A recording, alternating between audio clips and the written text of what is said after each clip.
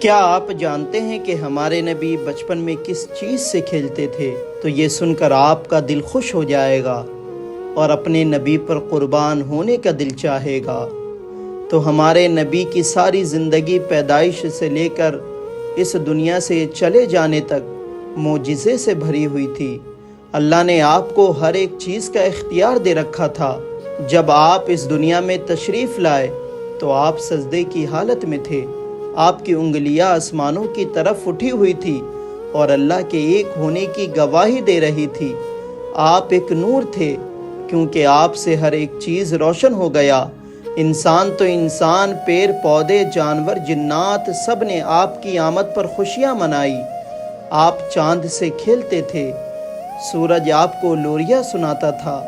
آپ کے چچا جان حضرت عباس فرماتے ہیں کہ میں نے اللہ کے رسول سے عرض کیا کہ یا رسول اللہ، جب آپ بچے تھے، ماں کے گود میں تھے، تب ہی میں نے ایک ایسی چیز دیکھ لی تھی جس سے مجھے یقین ہو گیا تھا کہ آپ کوئی معمولی بچے نہیں تھے، جو چیز کہ آپ کے نبی ہونے پر بھی دلالت کرتی تھی۔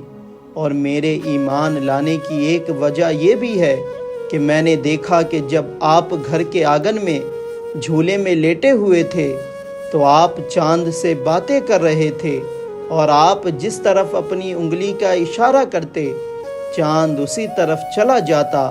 اللہ اکبر! یہ ہے ہمارے نبی کی شان۔ تو آپ اپنے چچا سے کہتے ہیں کہ میں چاند سے باتیں کرتا تھا اور چاند مجھ سے باتیں کرتا تھا اور مجھے رونے نہیں دیتا تھا، وہ مجھے کھلاتا تھا اور بہلاتا تھا، اور میں اس کے گرنے کی آواز بھی سنتا تھا جب وہ عرش الہی کے نیچے سجدے میں گر جاتا تھا۔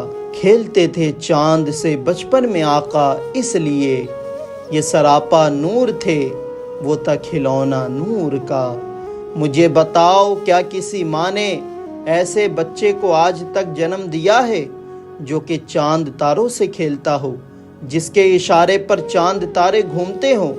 تو جواب ملے گا نہیں، وہ ذات صرف ہمارے نبی کی ہے۔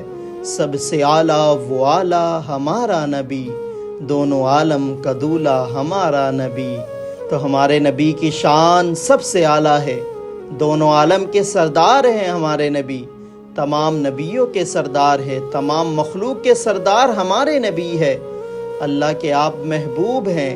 اللہ نے آپ کو بہت معجزے عطا کیے تھے جن کو گن گن کر تمہاری ساری زندگی چلی جائے گی مگر تم گن نہیں پاؤ گے۔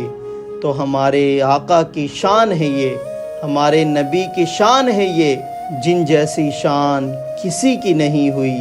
اللہ نے آپ کو بے مثال بنایا تھا، اللہ نے آپ کو بے مثال اختیار دیا تھا، جن کے دنیا میں آنے سے ایک خوشیاں پھیل گئی۔ جانور، انسان، جنات، ہر مخلوق آپ کے آمد پر خوش ہو گئی۔ پیڑ پودے خوشیوں سے جھومنے لگے، جانور اللہ کی حمد و تسبیح بیان کرنے لگے، یہاں تک کہ دنیا کی ہر ایک چیز اللہ کی تعریف بیان کرنے لگی کہ آج اللہ نے اپنی سب سے بڑی نعمت کو اس دنیا میں بھیجا ہے، جن جیسی نعمت کوئی نہیں۔